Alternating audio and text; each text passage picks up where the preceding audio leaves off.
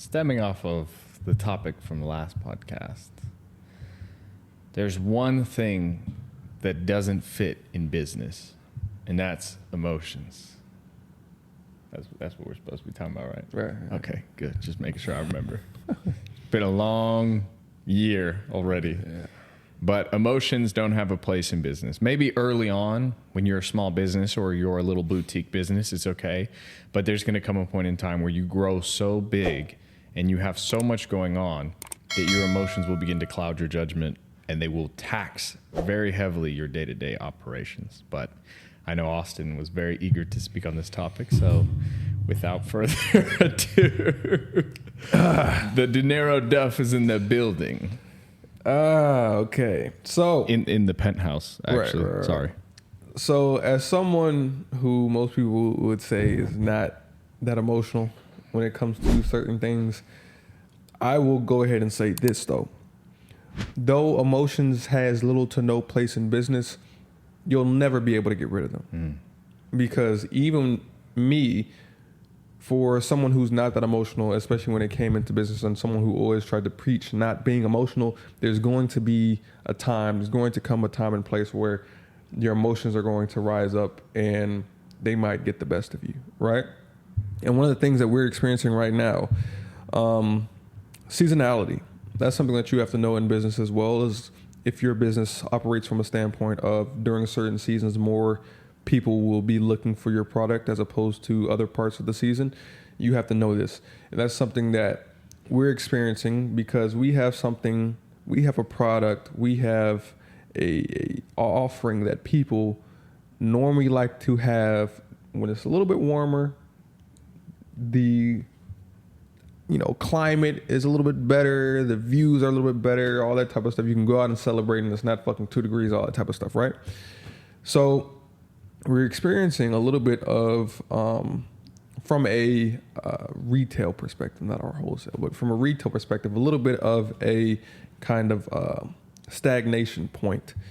And that has affected me more than what I thought it would because of my emotions toward the business and always wanting to be at a kind of, or have an upward trend, right? And when you get emotional, it causes you to do things that you normally wouldn't do. I'd say y'all have probably seen something, maybe those shows or stuff like that. Girls love this type of shit, where it's like a murder type of investigation type of thing where say the spouse kills the other spouse because they find out that the spouse is cheating or something like that, right? And that happens, and people always in interviews are like, oh my gosh, this person would never hurt a fly. Like, I never saw this coming. Like, how could they do this type of stuff? Like, what? I just don't see it type shit. And normally that type of thing happens not because that person always had a proclivity of just murder or hurting people, all that type of stuff. It's because whenever someone finds out something or experiences something that makes them very, very emotional, very happy, very sad, very whatever the fuck, it causes them to act out in a way that they would never or wouldn't normally act out.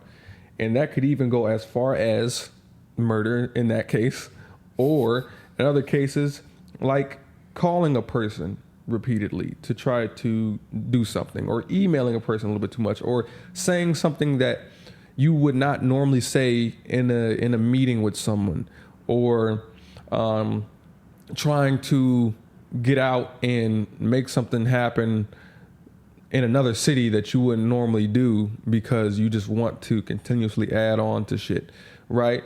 And sometimes that emotion can serve you well, but sometimes that emotion is not necessarily the best for you and for the business.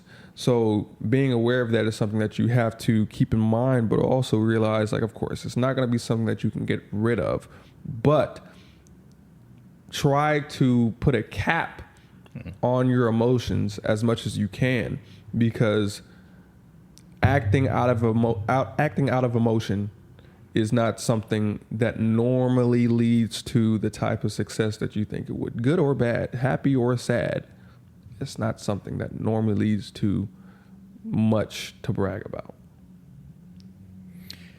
You very truly have to scrutinize your thought process. And what's on the TV is crazy. I was trying not to get distracted, but when you looked, man, shit. So you really have to scrutinize your thought process and how you're making decisions, because every detail that you take in is going to impact what your outcomes are. And over a long enough time frame, it's going to multiply. So if you're continuously making poor decisions because of one simple factor, such as not slowing down and fully evaluating all the options that you have and the motivation behind the decisions that you're making, if you multiply that over 10, 20, 30 years of not just business, but your life, you're stacking L's in places that you could easily avoid them. And this is where it becomes an interesting thinking point, in my opinion, where, okay, I can't trust my emotions, but aren't my emotions my instincts? What's the distinction between the two? Well, instincts are slightly different, and yes, they do go hand in hand. However, I won't break down the reasoning and the motivation behind that. If you want to, you can go look at Freud. Freud will tell you everything you need to know. But what I want to make clear here is, just because you're thinking and scrutinizing your thought process doesn't mean you're slowing down. It means that you're making more calculated and better thought through decisions. You can quickly analyze 10, 15, 20, 30 scenarios in the matter of less than 30 seconds and make a decision. But what I urge you is the first thing that comes in mind isn't always the best thing. If you feel pressured to make decisions very, very quickly, you're probably not approaching things correctly. Because even talking with somebody, you can not say a single word for a minute. You can sit there in silence and process something. They don't need an immediate answer. You can take a day. You can take a week. No matter what it is, a response to an email or a response to a loved one that may have wronged you, but there is a high probability that it couldn't even be the truth. It could be a mistake what you heard. Also, you don't understand it through and through. So how can you possibly respond in the best manner when you don't understand what you are presented with? There's more information that's needed. And we're in a very data-driven point in time, to the point where making data-driven decisions requires you to have all the data in place. You can't just operate on assumptions. Early on in life and in business, yes, you can operate on assumptions. You are making massive assumptions. But if you're going to start making $1 million deals, $1 billion contracts, you need to know everything from point A to point B. It's like getting married. You should know all of the things that you're curious about of your loved one that you are potentially considering as a lifelong partner. Why would you jump the gun? Yes, there's emotion in there. There's infatuation. Lovely, wonderful, great. However, that can easily be your detriment and your downfall. So I'm not saying set yourself back. I'm saying understand yourself, how you think, and what your ultimate goal is, and work backwards from there. It's very simple. Keep the main thing the main thing. If somebody asks me, do I want to do XYZ? Now, I might like this person. They might be very pleasant. I might want to please them. I might want to seduce them in some way, right? Whether it's romantic or non-romantic. The answer in my head should be yes. However, is that the main thing? Is that the main thing? Is it working towards my ultimate goals and my family's ultimate goals and my business's ultimate goals? Is it? Yes or no? And you make a decision based on that. Because at the end of the day, there's way too much shit that we have to do, to the point where if you make a promise that you don't plan on keeping and that you don't truly want to even follow through with, just to save face, you're setting yourself up for long-term failure. And if you're okay with that, go be a failure. This is tough. So, in regard to things that I feel like I've encountered recently when it came to feelings and all that type of shit, right? I'd say normally what you should do, because everyone experiences a lot of feelings in a day. And we talk about this all the time in an earlier podcast when it comes to doing the right thing, doing what you know that you need to do, is realize that get in the habit of doing stuff in spite of your feelings. And when you do that, it always, in my opinion, is going to lead you in the right direction. Because if we put it in the perspective of you just want to get bigger in the gym, you're only really going to feel, and you can see this with people's fucking New Year's resolutions, you're only going to feel like being in the gym probably the first day or two of once you commit to being in the gym. Then after that, you're not going to feel like it until probably a month or so later. Once it becomes like more of a habit to you to want to be in the gym, then you're probably going to feel like it. Maybe even more than that. But for a good amount of time, you're not going to feel like doing the shit. But you know what needs to get done, so you have to continue to do it regardless. The same thing applies with anything in fucking life. And that's something that, again, even someone like myself, even someone like Jose, we're not always, but we can be victims of this as well. And no matter what age you are, you're going to experience this. So again, whether it's being like, man, I have to email this person, I have to call this person, blah, blah, blah, blah. First, I'd like to say, ask yourself, be honest with yourself, and say, why are you going to do what you plan to do? If the answer is not a true, genuine answer and an answer that comes from more of a place of logic than emotion, if that's the case where it does come from more of a place of logic than emotion, then you're making the right decision. But if it comes from a place where it's more feeling behind it, it's more like, ooh, I feel like I need to do this because of whatever, then that's probably not the right decision. And as you start to get more and more emotional, the less you hear or the less you allow yourself to have those internal dialogues to be able to come to a rational thought. And in my opinion, the more conversation that you're having with yourself internally, the better planned and the better decision you're able to come up with. If you're making a quick decision where you're not even really having a thought of like, hey, should I be doing this? It's probably not going to lead that well or turn out that well for you because it's not a well thought out decision.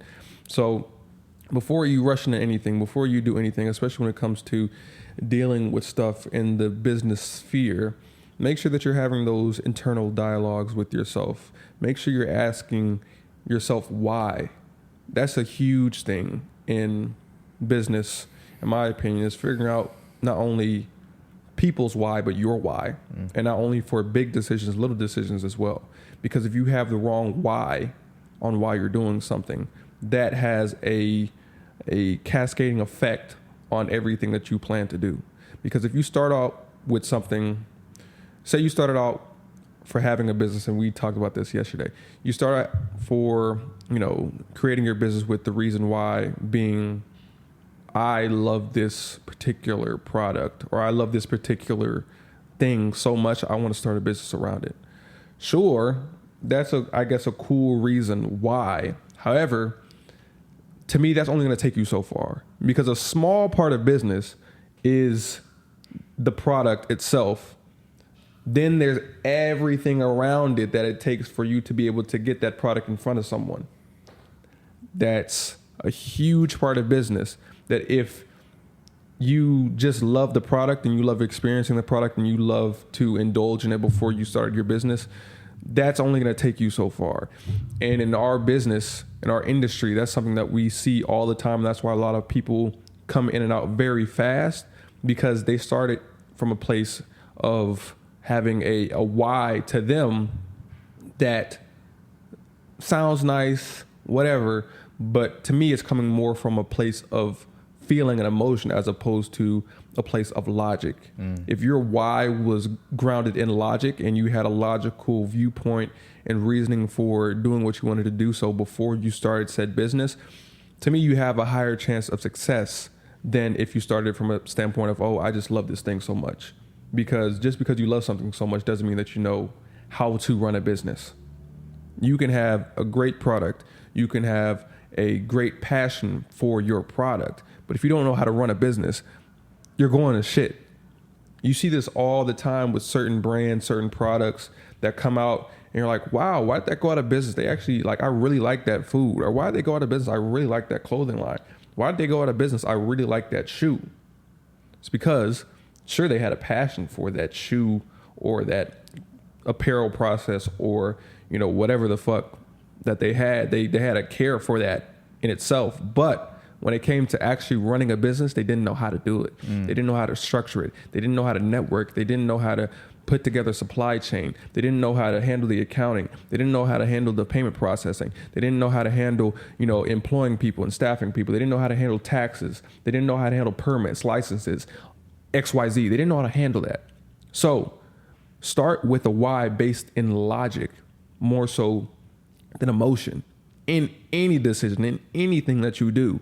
And it's going to take you a lot further than it being based in emotion, because emotion is fickle. Emotion is going to be here today, gone tomorrow. But that logic behind your decision is going to be here for the rest of your lifetime. And whether it doesn't work out or works out, I feel more comfortable with that being the sole reason of why I did something as opposed to it being emotion. And to me, it has more longevity. And I don't have the numbers for you, but in the decisions that you made where you made a strong logical decision, or the decisions that you made where you just were, you know, flying by the seat of your pants, which one worked out more, or which one worked out better for you in your life? If you can come to the conclusion of being honest with yourself, hey, logic normally worked probably like 80% better, then probably you should root your decisions more so in that as opposed to rooting your why in emotion.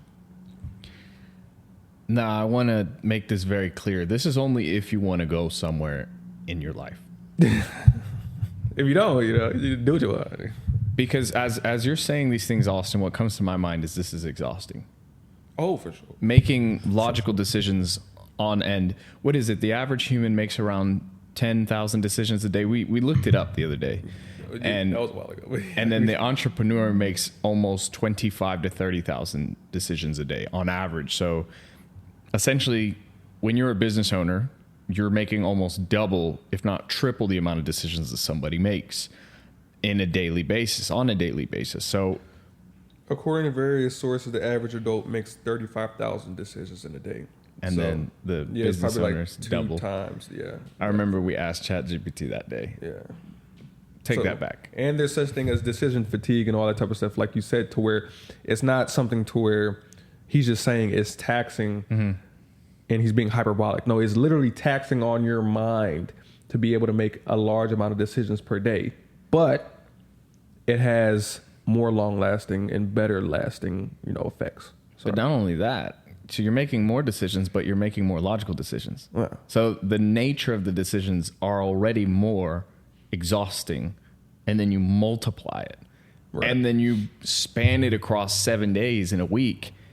And the lack of sleep that you have on top of that means that you don't even remember where you put your fork when you put your food in the microwave. Yeah. So essentially, what I'm saying is it's absolutely and utterly disgustingly exhausting. And I'm 100% a proponent of saying that in all truality and being transparent. You will be tired all the time. And that's why I say, if you want to be where you are, that's fine. I respect that. I'm not going to call you a loser. I'm simply going to say that I get it. It's tiring, it's exhausting, and that's honestly why a lot of people don't start in business, but they also don't proceed with longevity, knowing that if you want to do things and you want to do them right, it's going to cost you. It's going to cost you bandwidth. It's going to cost you time. It's going to cost you money. It's going to cost you opportunities. There's always an opportunity cost for everything that you do, and it has a worthwhile return that far outweighs the cost of what it took. However, it's going to take time. And I say all this to say that being emotional is fine. Don't do away with the emotions. Just find out how to use them and how to leverage them. Because there are cases where you can use your emotions. If you have strong convictions or you feel a certain way about something and you can convey that to essentially rally the troops to get everybody on your side, then good. If somebody does you wrong and you feel the need to express it in a vehement manner, then do it. Because they need to understand how badly their actions, words, or deals may have fallen to you. And you want to make that very clear. We're not saying to be stone cold. We're saying learn how to leverage your emotions, but always put rationality first. Just separate yourself and use them as you need them. Just like... Yeah. But that's all I have to say. Same here, man. The AM Club Podcast. Signing out. Mic check. The AM Club Podcast.